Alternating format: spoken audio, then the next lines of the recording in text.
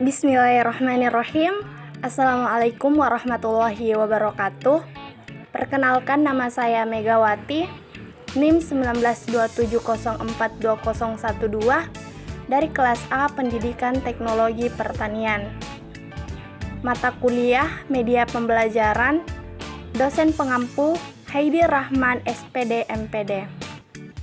Adapun kompetensi dasar pada materi ini yaitu tentang menganalisis perlakuan khusus untuk benih secara kimia, fisik, dan mekanis pada tanaman pangan. Tujuan pembelajaran yaitu untuk mengetahui perlakuan khusus untuk benih baik secara kimia, fisik, dan mekanis pada tanaman pangan. Secara umum, benih akan segera berkecambah jika disemai pada media yang cocok dengan lingkungan yang sesuai. Tetapi, seringkali terjadi benih disemai yang setelah melewati batas waktu yang ditetapkan tidak mampu memperlihatkan pertumbuhan dan perkembangan embrionya menjadi berkecambah.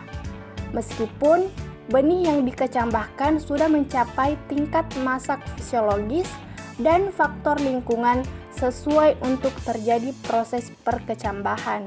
Adapun tujuan perlakuan benih yaitu untuk mempercepat terjadinya proses perkecambahan, untuk mematahkan dormansi benih, untuk mencegah adanya patogen yang terbawa benih. Nah, adapun submateri yang akan kita bahas pada video pembelajaran kali ini mengenai jenis-jenis perlakuan khusus pada benih. Di antaranya yaitu perlakuan mekanis, yang kedua yaitu perlakuan kimia, dan yang ketiga yaitu perlakuan fisis. Yang pertama yaitu perlakuan mekanis. Umumnya, perlakuan mekanis dipergunakan untuk memecahkan benih yang mempunyai kulit benih bersifat impermeable terhadap air dan oksigen, serta kulit benih yang terlalu keras menyebabkan resistensi mekanis. Adapun cara yang dapat dilakukan dengan perlakuan mekanis antara lain mengikir, menggosok kulit benih dengan amplas, melubangi kulit benih dengan pisau, dan menggoncang benih. Contoh pada perlakuan mekanis yaitu pada perlakuan benih kemirin yang memiliki kulit tebal dan keras yang bersifat impermeable terhadap air dan udara. Sebelum dikecambahkan, perlu digosok dengan kertas amplas pada bagian kulitnya. Di samping itu, dapat pula dengan cara menutup persemaian benih kemirin dengan karung goni, kemudian pada permukaan karung diperciki dengan minyak tanah. Yang kedua yaitu perlakuan kimia. Perlakuan kimia adalah perlakuan dengan menggunakan bahan kimia. Nah, adapun maksud dari perlakuan kimia ini adalah untuk menjadikan agar kulit benih menjadi lebih lunak sehingga mudah dilalui air pada waktu penyerapan, dan untuk mencegah atau memberantas patogen yang terbentuk oleh benih. Perlakuan kimia ini dapat dilakukan dengan cara merendam benih dalam larutan kimia dengan konsentrasi dan waktu tertentu.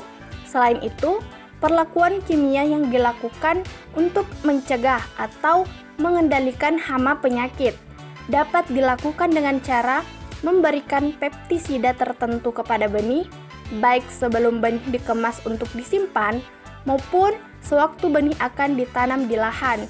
Hal ini tergantung pada karakter dari benih. Contoh dari perlakuan kimia yang pertama yaitu benih kentang direndam dalam larutan asam sulfat pekat selama 20 menit sebelum ditanam.